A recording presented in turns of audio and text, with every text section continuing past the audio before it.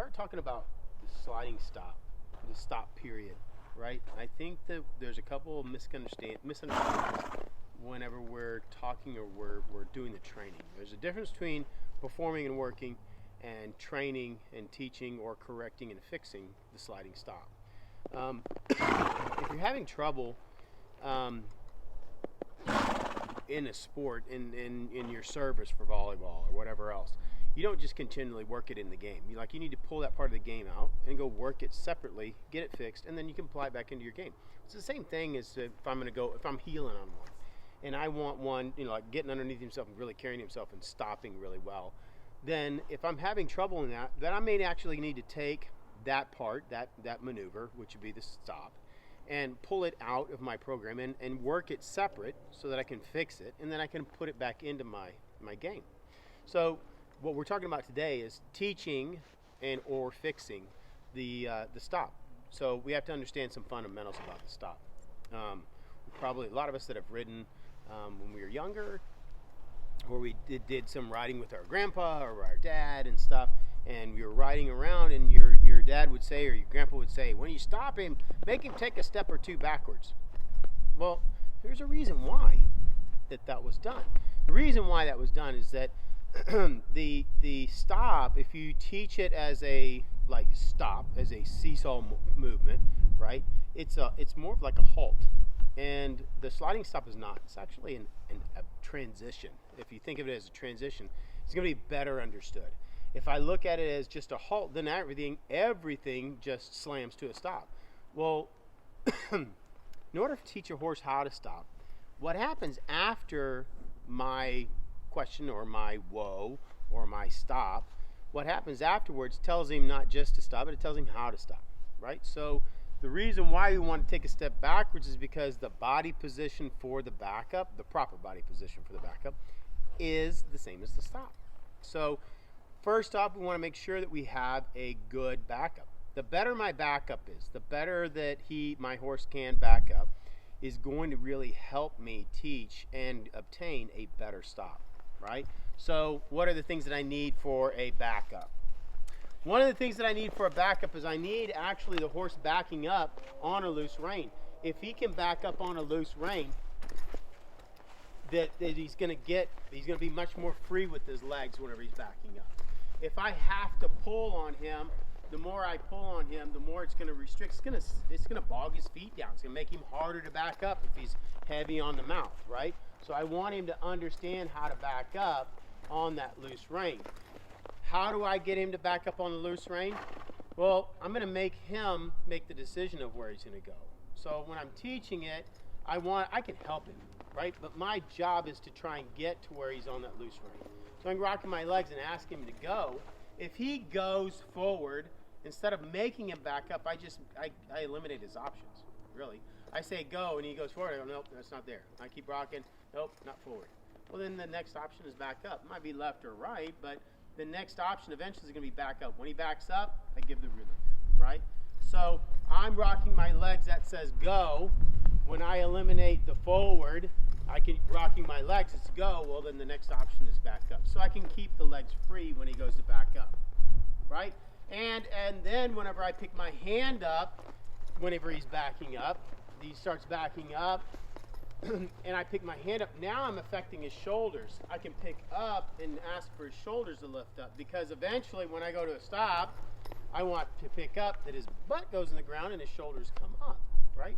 But that's because I've taught how do you do it from picking up the shoulders and getting his hind end underneath. So on a young horse, when we're first teaching how to do it, I'm going to push him into that bridle. So I'm going to push, I'm going to rock him into my hands, right?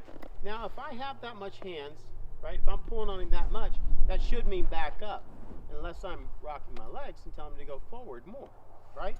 So I push him into the bridle, I say ride, then all I do is I change, take my legs off and go back up.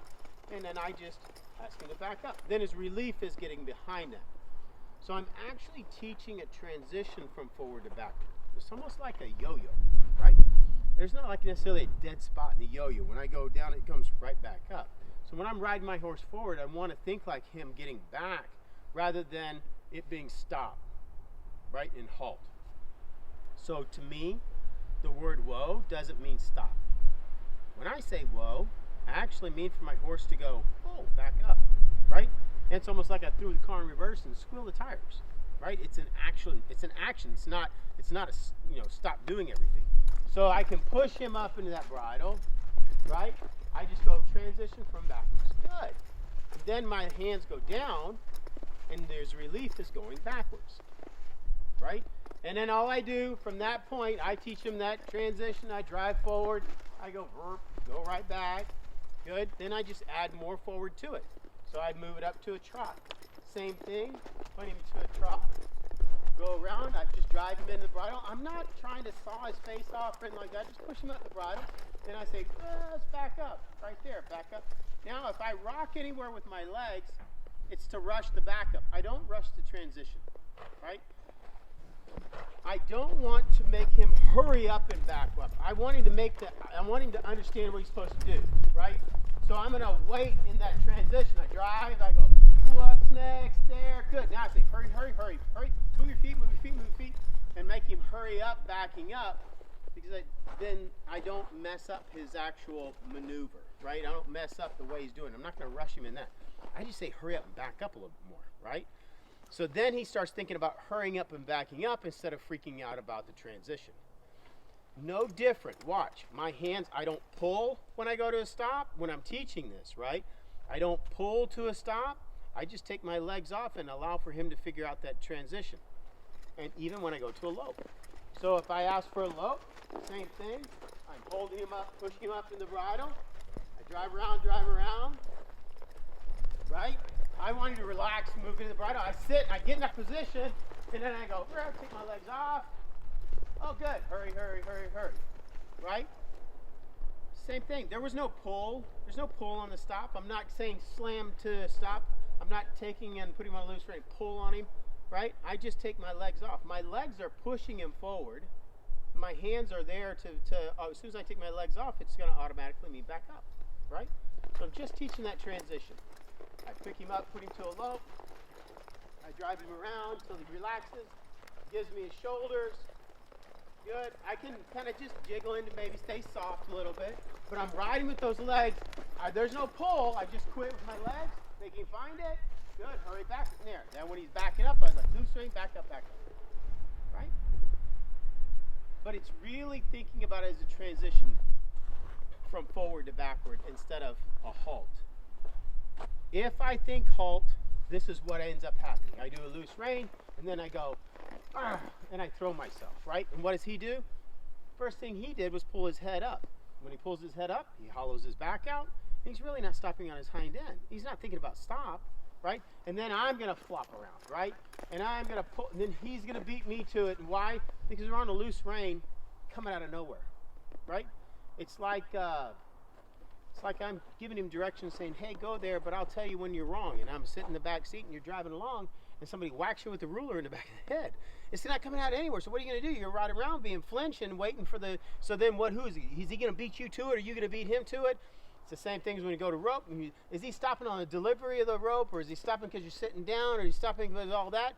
Whenever we put pressure in the maneuver, when we create stress in that maneuver, in the actual stop or halt or whatever else, and you're anticipating, he's anticipating it, we stress that middle part, and then everything becomes a worry, right? And then it's a game of who can get to it faster, right? Can you get to his mouth faster, or can he go to the ground faster? And the next thing you know, that's when you're pitching forward and you're doing all these other things, right?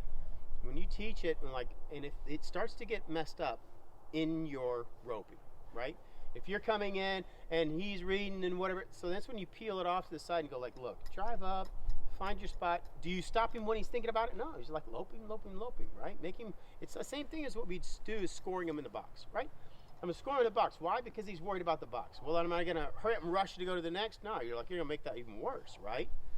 You got to settle it in the middle where it's having a problem. So we'll pull that off. Bring him around, ride him, get ready, set it. No, relax, go through. Oh, no, good. And then once he relaxes, then just give him a transition and give him the timing, right? Sometimes the timing's a little off or whatever else. We don't need to put pressure in the, no, hurry up and get back off of it. What we really need to do is we can put pressure at the end, backing up. We got to settle that middle and just give him more confidence to be able to find his way into the ground and get back, right? So thinking of it as like a yo-yo. I'm not sitting out and then trying to beat him to it into his mouth. Pick up, ride him into that bridle, and we're teaching. And then once he's in there and he's relaxed, I just take my legs off, let him find that transition. Good. And then I say hurry up and back up, right? And his relief of pressure is getting behind my bridle. Drive it up. Play him with the young colt, go around, take your legs off, trying the transition. There you go, right? And you're starting to see where his shoulders are up when he goes to stop. His hind end is down. He's trying to roll his back up and use it, right? Now when we get to the fancier stop, and I want it to be even better, where I'm not having to pull a bunch, we can come in on a loose rein and go, okay, find your way backwards. Good, hurry, hurry. If you need help, I'll help you, right? But it's not the primary, right? If pulling is the primary, then I can't back it up by yelling, whoa. I'm not gonna make it any better, right? I have to give him opportunities to do it on a loose rein by body position, right? If he doesn't, then I have my hands to always back up and say, hey, let me show you how to do it, right? If I use it by the verbal, whoa, and body position, you're like, don't do it? Hey, sure, that's no problem, I can help you. Whoa, and I say, that's how you do it, right? But it's reinforced in the backup. The backup's really, really important, right? We kind of have a tendency to neglect that. But if I don't have that backup as a tool, it's a good, solid backup where he can back up. If I back lean, rock, rock, say lean, rock, rock, lean, rock, rock. And I can get a hurry up on the backup, right? And the more that I go, boom, back up, hurry, hurry, back up, here, back up, there, good, stop, back up, good. But that is my stop, right? Because then if I can run up, whoa, sit down, come back, right? It's not because he has confidence in the fact that I can pull on his face. He has confidence in his back up. I just told him back up. It's nothing to freak out about. So me and Barrett were just talking, and it's showing you what it looks like on a horse that really does back up is cool.